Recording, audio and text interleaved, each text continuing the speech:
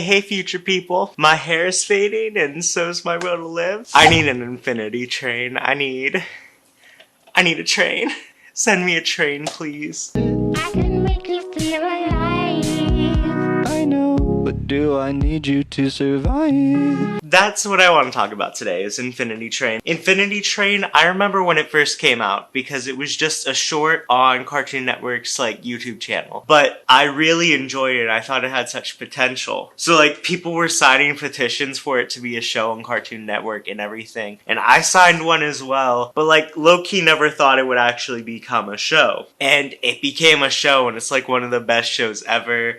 And it has a part 2, and the voice acting is absolutely stunning. A lot of shows have loose ends and don't make sense, but I feel like Infinity Train knew what it wanted, knew exactly what story it was trying to tell, and I didn't spot any loose ends. In the first part, they tell you exactly why Tulip is there, why everything near the end happens. They reveal who 1-1 is, and in book 2 it just gets even better from there. Plus the ideas are so original, and I think that's something new, is that a lot of forms of media are starting to be more original in the things they create. It's a very good series. It has great characters. Atticus is my favorite character. I have a close spot with 1-1 because he's me, to be honest. He's a good character. In the second book, he's kind of weird. He's different than he was in book 1, but still he's one of my favorite characters. Owen Dennis did an amazing job in the story that he told,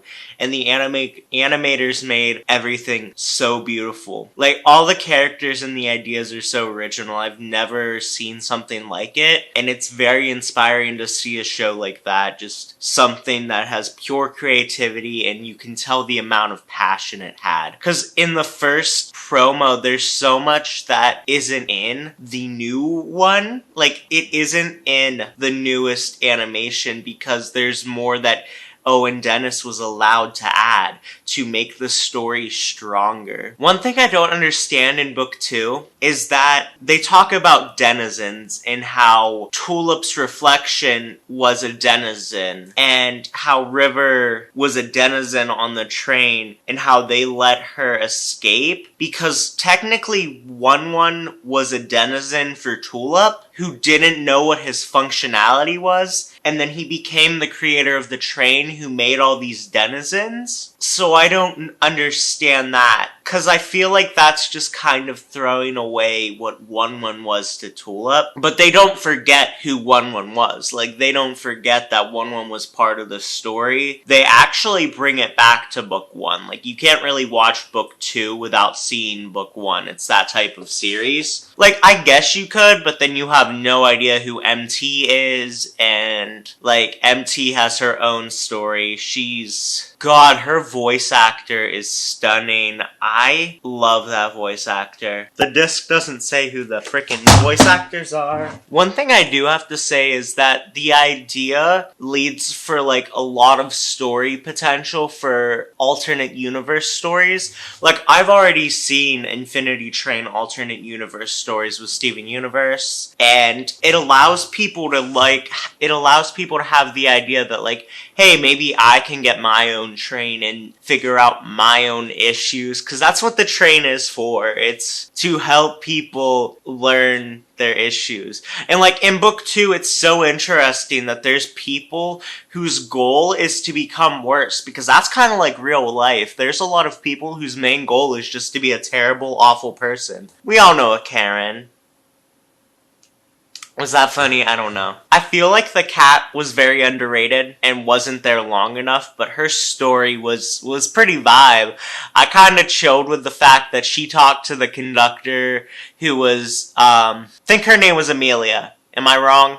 I thought it was cool that she talked directly to the conductor, and the conductor was like, yo, be my henchman. And she had her own life, and she was all about greed. She was basically one of the 7 deadly sins. And I'm surprised I haven't seen a theory about, each person Tulip meets being a 7 deadly sin. In that case, we could say that Atticus would be gluttony, and 1-1 would be Would 1-1 be Sloth? This is just a weird idea. If you have any idea about, like, Infinity Train and it being something, the 7 Deadly Sins, or is it another one of those weird theories they had back in, like, a couple years ago, where, like, every character was in a coma and everyone in their story was a part of their psyche.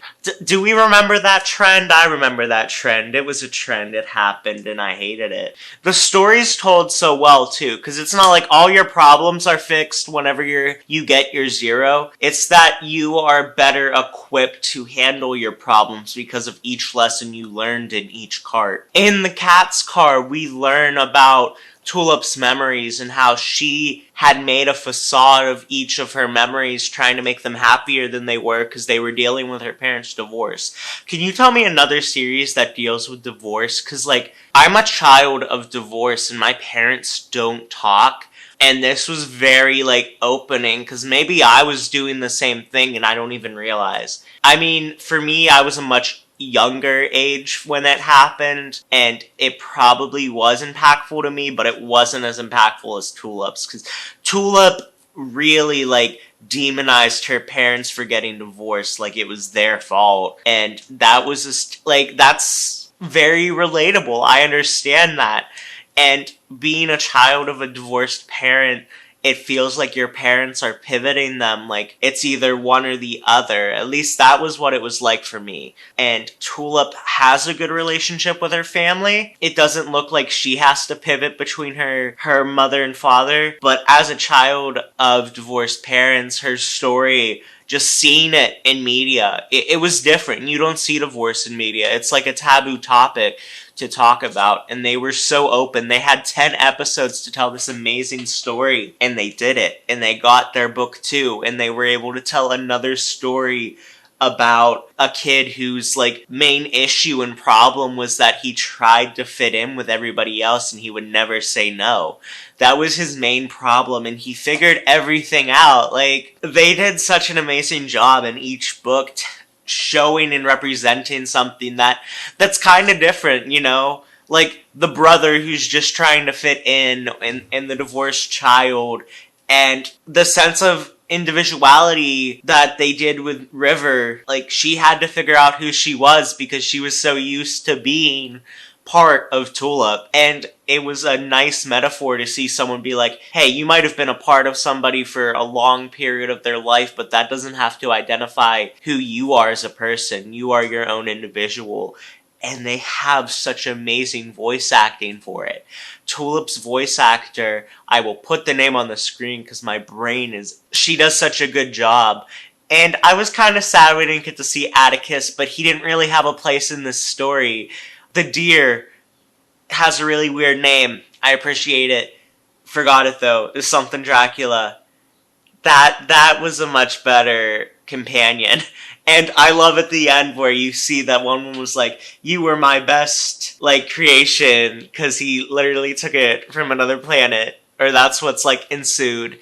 And I feel like there can be room for book 3. I actually thought book 1 was gonna be it, and when I saw book 2, I was like, holy shit. So, like, it's a show that impacted me, and it definitely impacted others. Like, there wouldn't be a show without the people wanting it. Except for Teen Titans Go, but we don't talk about that. People didn't want that show, we still got it. All in all, this is a really good series that I think other people should watch. I still don't have any friends who've, like, watched it that I can rant and talk to it about.